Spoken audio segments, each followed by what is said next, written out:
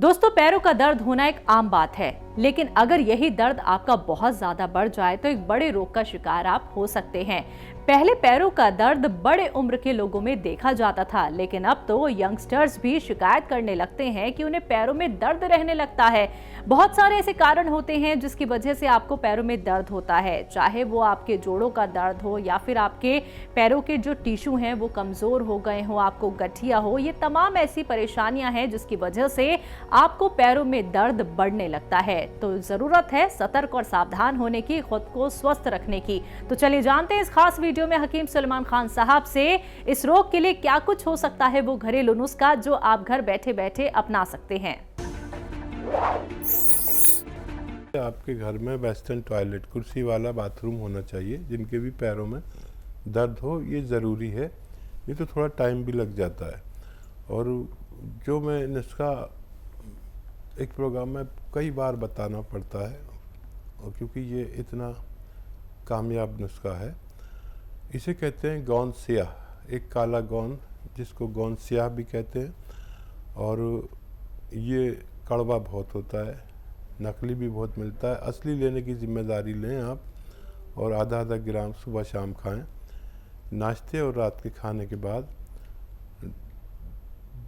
दूध से बगैर चर्बी के लें, पानी से लें, या रईस है तो जूस से भी ले सकते हैं। सबसे फ़ायदा करता है। 100 ग्राम भी मिल जाए अगर आपको असली, तो रोग मुक्त करके ही ख़त्म होता है। ऐसे ही तमाम बीमारियों के असरदार घरेलू उपायों को जानने के लिए आप हकीम सुलेमान जी के इस वीडियो को अंत तक जरूर देखिए, और ज्यादा जानकारी के लिए हमारे YouTube चैनल हकीम सुलेमान पर जरूर आएं।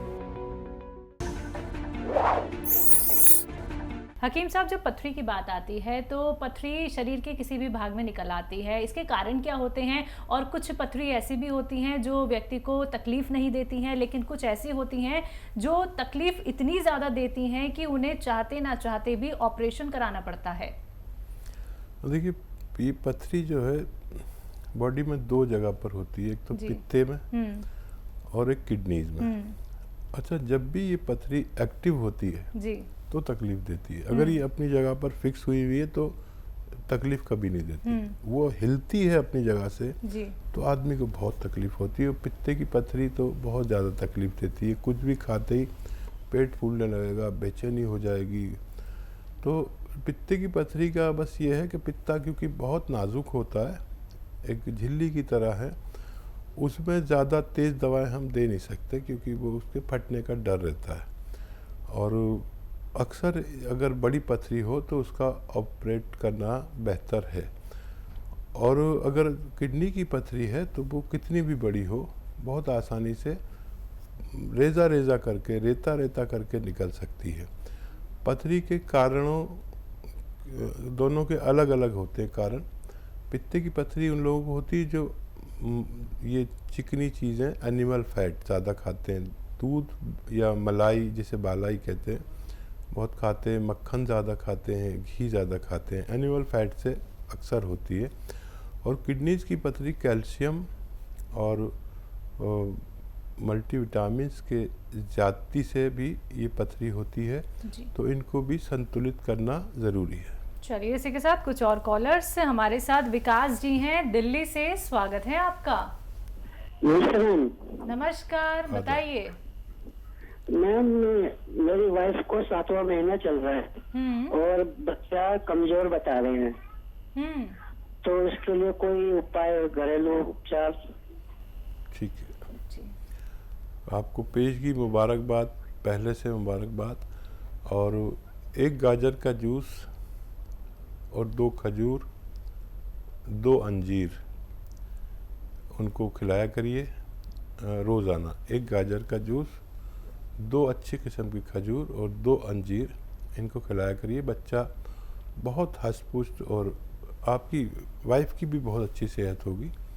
और अभी टाइम है, शुरू कर दें, फ़ायदा मुमकिन है जी। देहरादून से अगले कॉलर हैं कुलदीप, स्वागत है आपका। हेलो। हाँ जी कुलदीप जी, सवाल। हाँ जी मैम, मेरे एक्चुअली थोड़ा मेरा ना वो पेट का प्रॉब्लम रहता है। क्या प्रॉब्लम है पेट में? मतलब पेट में थोड़ा वही कि कॉन्स्टिपेशन टाइप का दिक्कत रहता है ना। ठीक है, कब से है? हाँ जी। तो मैम ये अभी काफी टाइम हो गया, 2-3 महीने से तो लगा के चलिए कितना हो ही रहा है। एज क्या है आपकी? मेरी एज है मैम अभी 23। ठीक है। और देखिए आप तो बहुत छोटे हैं, 5 गिलास गर्म पानी ज़रूर पिया करें रोज़ाना। और अपनी मम्मी से कहिए, जो भी खाने बनाने के ज़िम्मेदार हैं, कि भोजन जब बने तो इतना सारा लहसुन, देखिए इतना सा डालती हैं हमारे घर में जो फीमेल हैं, इतना सा लहसुन डालते हैं, इतना लहसुन और इतनी अदरक डालना शुरू कर दें और आप 5 बार गर्म पानी पीना शुरू कर दें। और ये भोजन माँ के हाथ का या जो भी घर में बनता है वो आपको खाना है, आपको बहुत आसानी से फ़ायदा मुमकिन है। चलिए, फ़ायदा आपको ज़रूर हो जाएगा। सिर्फ 23 साल की अभी आपकी उम्र है, तो कहीं ना कहीं आपके खाने पीने में कहीं आप लापरवाही कर रहे हैं, लेकिन अब नुस्खे अपना लीजिए जो अभी हकीम साहब ने आपको बताए हैं। फिर आपका जो कॉन्स्टिपेशन की प्रॉब्लम है वो धीरे धीरे करके दूर हो जाएगी, लेकिन जल्द से जल्द आप नुस्खे अपना लीजिएगा। दर्शकों देखिए, जो नुस्खे आप लोगों को बताए जाते हैं और रॉ मटीरियल जिनसे नुस्खे बनाए जाते हैं, अगर आपको वो मार्केट में नहीं मिल पाते हैं, आप लोगों को परेशानी होती है कि हमारे यहाँ पे ये नहीं मिलता है, वो नहीं मिलता है, असली नकली में पहचान नहीं कर पाते हैं, तो आप उसके लिए हकीम साहब की कंपनी से भी मंगवा सकते हैं। हेल्पलाइन नंबर पे कॉल करके, हेल्पलाइन नंबर पे दर्शकों हमारे मेल फीमेल दोनों डॉक्टर्स होते हैं, एक्सपर्ट होते हैं, जो आपकी पूर्ण रूप से सहायता करते हैं। 24 आवर्स आप कभी भी उनसे बात कर सकते हैं। कार्यक्रम में कॉल नहीं लग पाता है, आप लोग हेल्पलाइन नंबर पे डॉक्टर से बात कर सकते हैं। उसके वहां पे भी आप लोगों को बताए जाते हैं, अच्छी अच्छी जानकारियां दी जाती हैं, जो सीधे तौर पे हकीम साहब द्वारा ही डॉक्टर्स तक पहुंचाई जाती हैं। फोन उठाइए, नंबर्स पे कॉल कीजिए जो आपके सामने आपकी टीवी स्क्रीन पे दिखाए जा रहे हैं। हकीम साहब, अगर हम बात करें गांठों को लेके, कई लोगों को शिकायत होती है कि हमारे इधर गांठ है, उधर गांठ है, तो ये गांठ बनती कैसे है, इसके बारे में जरूर आपसे जानूंगी, लेकिन कॉलर जुड़ गए हैं, बात कर लेते हैं। स्वागत है आपका। हेलो जी नेहा जी, कहाँ से बात कर रही हैं? कुरुक्षेत्र से जी। सवाल आपका? हाँ जी, नमस्कार डॉक्टर साहब। आदाब आदाब। डॉक्टर साहब, मैंने अपने बेटे के लिए बारे में पूछना था। बोलिए बोलिए। जी, उसकी एज है 7 साल।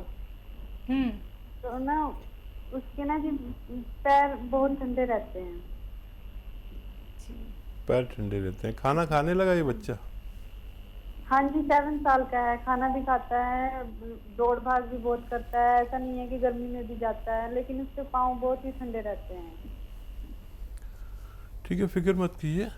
अगर जो खाना खाता है ना, तो उसमें आप अदरक और लहसुन का इस्तेमाल ज़्यादा करें, इससे भी वो बच्चा ठीक हो सकता है। और देखिए, एक आता है उन्नाब, ये बेर होता है, बेर टाइप का होता है, और इसे ईरानी बेर ही कहते हैं, जो बिल्कुल सुर्ख होता है।